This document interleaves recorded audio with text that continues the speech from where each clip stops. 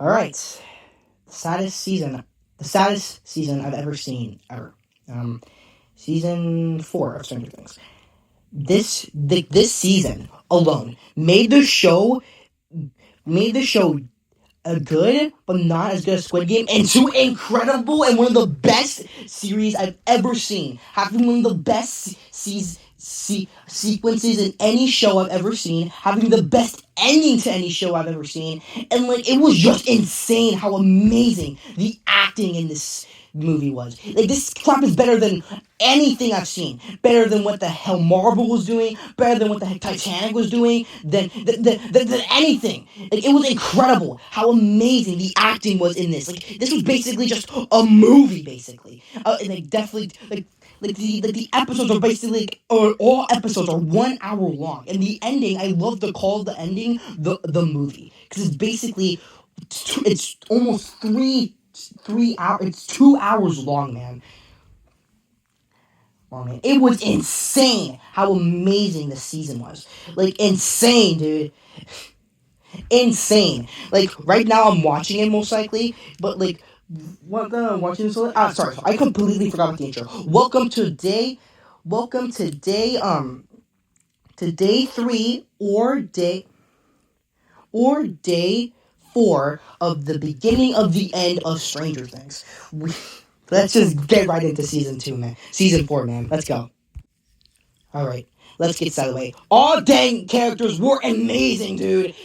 My favorite parts were with Max's side. I liked Eleven's side. I incredibly liked the Russian escape sequences. I loved everything about it, dude. Especially Max's side. But we're going to be saving Max's side for the very end. Alright, let's get into my least favorite scene, my least favorite parts, 11's side. Sorry, 11, I have to do this. Obviously 11 will get bullied because she doesn't speak as well English as everyone else. It was so embarrassing seeing her get when she put when the bullies pushed her a monument of the sheriff or her dad that she says it is basically her dad, but still. And then her literally just yelling the bully's name, and then just going, "Rah!" Even though she lost her powers in last season, and it was just awkwardness, dude. I hated that. Dude, I was like, I literally wanted to curl up into a little ball and die. I hate embarrassing scenes, dude. Like, dude, especially that scene. That was insane. I don't know how I'm gonna be able to rewatch that when I watch the season again, but still. So it was like I don't know why like 11 was getting arrested. Like sure, like she made the good girl bleed, but like she deserved it, man. She was an a-hole. Like she was the definition of an a-hole, a jerk, man. Like an actual a-hole. Like she deserved it. I was like, yeah. Like I was like, and then I don't know why I was like, kick him in the. Even though she doesn't. And it was so stupid, man. It was hilarious, dude. Yeah. Well, she got arrested, she got sent, and then she got captured so she can relearn her powers. I like that entire power scene kind of. I loved the twist of the nice chill NPC guy turning into one or Vecna, like dude, that was amazing. I was incredibly shocked when I saw that for the first time. Especially all the effects, dude. Oh my god, the effects! Like it's insane how season 1 looked still good, but season 4 was incredible, dude. Definitely because like season 4 was originally meant to come out in 2020, but it got delayed because of the pandemic to 2022. Like I would not imagine being a fan since being a fan after watching season 3, waiting for season 4, and then hearing got delayed because of the stupid pandemic, I would have lost my shit. But don't worry, we still got. But don't worry, we were able to get Squid Game in 2021. But still, man, it was still incredible. Even though I didn't like the side plot that much, I still loved it, dude. I loved the characters. I liked the high character. Even though I was expecting him to get annoying, he was actually pretty nice. I liked when they were at Dusty Buns. Dusty Buns, when they were at Susie Pooh's house. I love that entire scene, dude. Especially like when the high guy goes, "Yeah, you tell him." I forgot what he said, but you tell him something or something. I forgot what he said. And then we just see them with like smoke, like in their truck. Like it was so stupid, man. But what I really didn't like about that place was I like the high guy. I liked I liked John's scene. What I didn't like was Max and I mean, not Max with Mike and Will scene. In my opinion, they were just there. Like I don't know, like sure, like like Mike had that emotional thing at the end where he's just saying that he loves Eleven and was scared of losing her. And and he was scared of of Eleven not needing him anymore. Like yeah, but like he just really didn't really do anything in my opinion in that season and like the scene. Like Will, the same thing. Like I love the emotional moment also at the end where like he's crying to Max, and then crying to his brother, and then the brother just saying, "You'll always be my brother." I believe that's what he said. But like yeah, I just didn't look at them like that we really need them. And also like same thing with them with Will's brother and John. I didn't really think we needed him as well, but still, they were still amazed. They were still amazing, especially Eleven's power scene. I loved all the lore we got from there. I loved how like the beginning it showed that that like the Papa, like Papa. I don't know his name. I don't know his name, but I'm gonna call him Papa. The Papa of 11. I love how he just looked at 11 and said, "What have you done?" Even though 11 did nothing, and actually like sent Vecna to the upside down. I remember how shocked I was seeing that like and unfold in like the second longest episode of the entire series. Like it was insane. Insane. I love all the powers things. I like. I don't. He's most likely dead. But like, imagine if he comes back in season 5. He's most likely dead from getting shot by a sniper like 3 times, I believe. Like if he's still alive, I don't know. But I did expect for some reason to cry when he was dying, even though like I don't know why I was expecting that. But like, I loved how she like 11 just says goodbye, Papa, and he just looks at the sky, accepting his fate, and then he just gets left behind. All right, now let's get into the Russian escape side plot. I loved it. I remember, I remember like when Dead Meat was releasing like the kill count for season 4 of Stranger Things. I remember, I don't know, I like when I saw like the beginning of it, but I was like, okay, I gotta stop before I get spoiled. But that's when I heard that he said that the sheriff was alive, but when like the sheriff, like I remember him saying something about the sheriff. I don't remember like I don't remember him saying he was alive. I thought he was talking about like flashback sequence. So I was expecting flashback sequences. So I was still surprised when I saw the sheriff still alive. I was like, how in God's name did you survive? I was just surprised. Like it wasn't a good surprise. It was just me like, why are you alive? Because I didn't see any trailers for it. I'm not probably never gonna see any trailers for the season. I've seen the season 5 volume 2 trailer and everything else, but still, it was insane how. But still, I love the Russian side plot. I love how they were trying. Like, I love how the guy just kept betraying them and betraying them. But I don't remember that much of the Russian subplot. I love how the Demogorgon and like the Demodogs came into this. I love the ending sequence where where the sheriff and the Demogorgon sword fight. Gets Demogorgon loses his arm and then loses his head at the end of this battle and then just falls down. And then they're all like, yeah. Well, the helicopter just comes in. But then I love that entire sequence. In my opinion, one of the best and amazing sequences in the season. Now let's get into the reason why season 4 is like with those two side plots. See, the season 4 is good, not as good as season 3, but Max's side plot. This makes this season one of the best seasons in Stranger Things. No doubt about it, dude. It was incredible.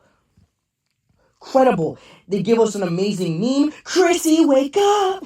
and they and they gave us amazing characters. Like this I forgot his name, but the rock star guy. Eddie. Yeah, his name is Eddie. Eddie. I was expecting when I saw him the first time, I was expecting to hate this man. I was expecting to despise him. But no, I ended up loving his character, especially that rock scene. That was incredible. Just hearing while the bats were just flying around. Dustin is right next to him, just right next to him, and the sacrifice, man, the sacrifice, the unnecessary sacrifice. Like he could have literally just ran with him and just covered the hole or something, but no, he sacrificed himself, running, holding the guys back, and him dying, and then him getting ripped apart, him dying in Dustin's arms, and that's when the tears start to come in. But let's get into Max's subplot. But before we get to Max's, let's do Vecna. I believe that's his name. I'm gonna be so mad if that's not his name. I'm gonna actually be aggravated if that's not his name. But I think that's his name. Vecna. Oh my gosh. What an intimidating character. He's probably gonna be one of my most intimidating characters of 2025. 2025 alone, because I did end up watching season 4 in 2025, not in 2022. So yeah, like if I watched it in 2022, I would have definitely called it my most intimidating character in 2022. But I'm watching it in 2025, so I'm gonna go. But he was one of the most intimidating characters I've ever seen in show history. Like, I loved his entire character spot. I loved the makeup he used for him. The acting was incredible. Max saying, "You're not really here, but I am." Just seeing all those bodies, man. Especially the ending where he's like, "You already lost. This is just the beginning of the end." And then 11 goes, "No, your friends have already lost. No, you have." And then we just have like the amazing Running Up That Hill song that I've been playing repeat ever since I seen season 4, and just seeing a Plowton getting shot by shotguns by Susan, I believe. I already forgot her name, man. I suck. Just seeing him shot, coming back to cuts backs from the sheriff fighting the Demogorgon. Dormigorgon. An incredible sequence. An incredible plot twist. This guy, in my opinion, is one of the best villains I've ever seen in showbiz, in show history. I don't know why I was going to say showbiz. I don't know why I was saying showbiz for a second. But, like, that was incredible. It was insane how amazingly they did that scene. How they did that character. I'm excited for what he's going to do in season 5. By Volume 2. But now let's get into the best character of Stranger Things. I don't care what you say. I don't care if you say Eddie's the best character. I don't care if you say Dustin's the best character. My opinion, her acting performance was probably one of the best acting performances I've ever seen ever seen in show history. Probably one of the best performances I've ever seen on television. Max's scenes. Oh my god. Episode 1, Episode 4, and Episode 9. Her acting was like season 2 and season 3, her acting was great, but season 4, her acting was incredible, dude. Like the emotion moments, like the intense moments, the her talking to a brother moments. Episode 4. Whoever worked on episode 4 and episode 9, they deserve a raise. They deserve to be working on the next Marvel movies at this point, dude. Because that was incredible. The music soundtracks. I remember me literally tearing up to music. I was like the intensity, like Max getting cornered by Vecna, Max talking to a brother saying that she didn't want her to die, didn't want him to die, and that he was sorry about everything that she did. I believe that's what she was sorry for. She was sorry for something though. I forgot what she was sorry for. But still, Max's brother returning and saying that she's lying, that she kind of wanted him to die there. During the sacrificing scene, her running away from Vecna, the song getting played, her going up into the air, everyone yelling Mac while she's running while all this stuff is just falling right down on her. Her while Vecna's trying to stop her from running towards her friends, her making it to cutting to black, making it seem like she didn't make it, but then her falling down into Lucas's arms was incredible. Her saying just, I'm still here. I believe that's what she said. And then it just going to dark after running up that hill ends. Dude, oh my god, dude. Saying that literally made me tear up, dude. Oh my god. Like, And then we got the amazing like end like the credit scene song. Like, dude, I rarely do this for credit scene songs. For like the credit scene, but I literally watched to the end and waiting for the credit scene song to end. Like just hearing like like the musical instruments of just running up that hill was incredible, dude. It was insane how amazing they did in that episode. Like whoever made that deserves an Oscar. They deserve everything. They deserve a raise from Netflix themselves, dude. Whoever works on this, you should work. You should be in way bigger stuff than the Netflix shows, dude. That was incredible. Like the music, every single thing in that episode was pure perfection. One of the best scenes I've ever seen in show history, and one of the best things I might ever see in show history. Like that was incredible. The amount of talent put in to that one scene was incredible. Like everything was incredible. The music, the set design, the characters, the acting, every single thing in that broke every category out the water. It broke every category from Squid Game, All of Us Are Dead, and many other shows that came before it. It was insane how amazing that episode was. Like in my opinion, once the episode ended, that was one of my favorite episodes ever on Stranger Things, and one of my favorite episodes I've ever seen on Netflix. Like that was insane. Like that one episode made me call this the best show ever created. Like it was incredible how amazing that episode is. This show is better than Breaking Bad and all those other shows that come before it. I do not care what you guys say. That episode was incredible. Now let's get into let's go to episode 1 before we go into the final episode of season 4. I loved how they were bringing up Max's character, her walking with the music playing. Like, I remember literally rewinding to see that scene again. It was incredibly good. I love Lucas and Max's relationship after the events of the season 3. Like, it didn't really go as well, and like it made me feel back a relationship I've had before. Like, what show has done that for me, huh? DuckTales, like Coco Melon no show has ever made me feel like that before, dude. Dude, I loved her in that first episode. But now let's get into one of the best episodes in showbiz history. One of the best episodes ever made in television, and probably one of the best episodes Stranger Things might have to offer. Except the finale of season of Stranger Things, that episode will be insane. And I'm saying it right now. If I do not cry in the ending of season 5, I will be majorly disappointed. But I'm most likely still gonna love it though. Right. Let's get into the piggyback, or what I like to call that episode, the movie. Dude, why am I tearing up, dude? The movie.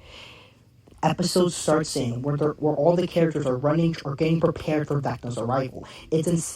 And I kept having this thought. I don't know why.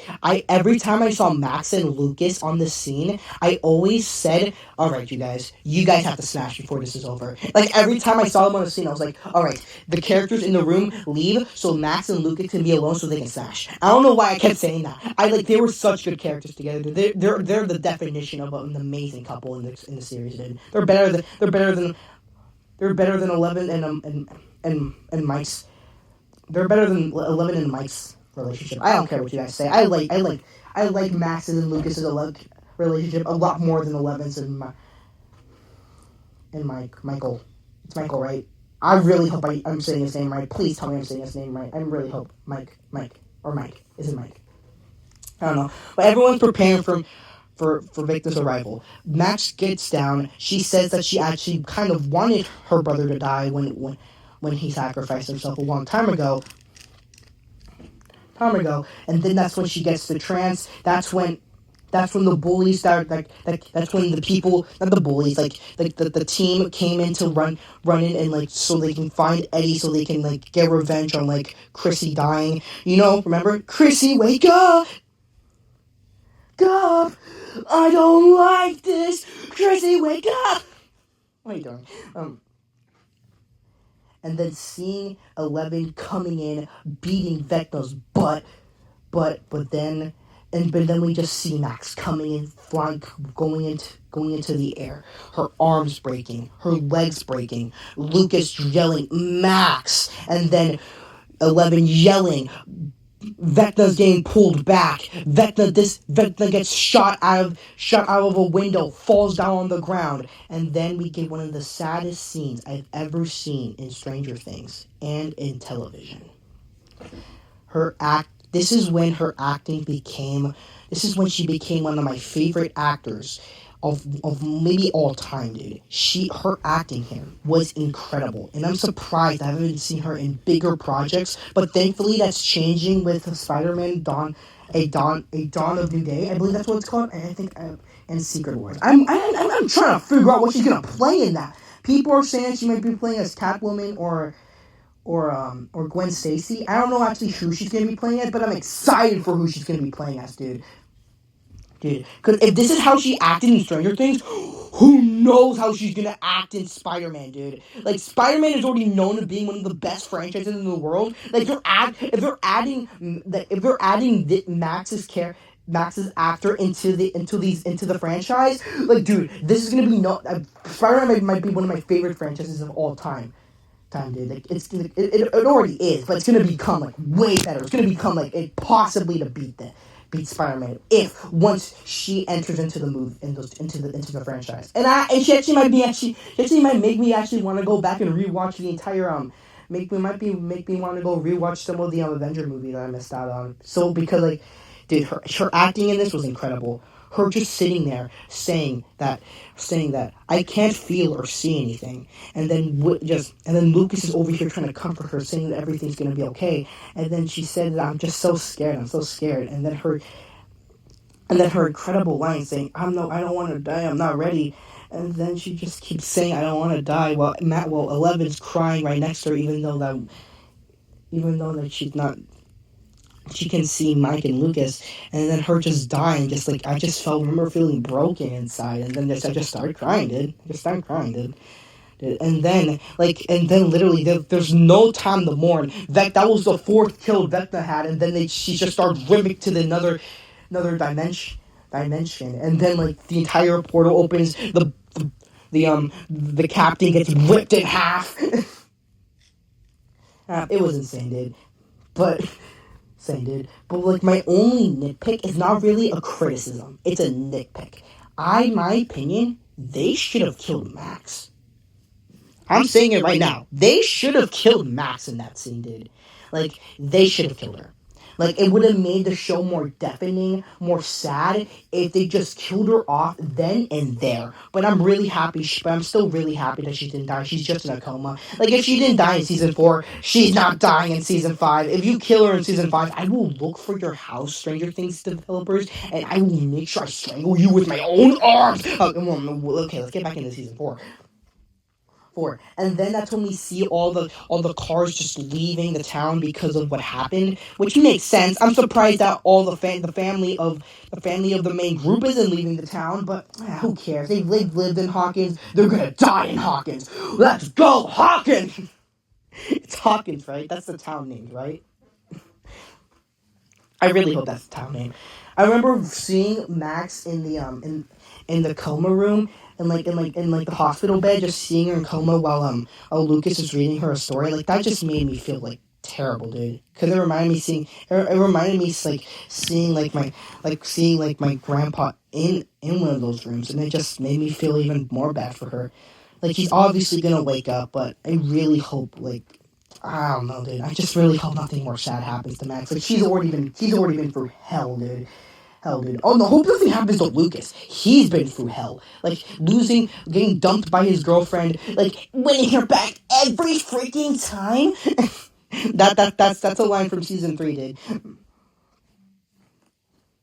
Like it was just incredible, dude. I loved I love Max and Lucas's couple. Like Lucas and Max, in my opinion, is one of my favorite couples in show history, dude. I love their dynamic.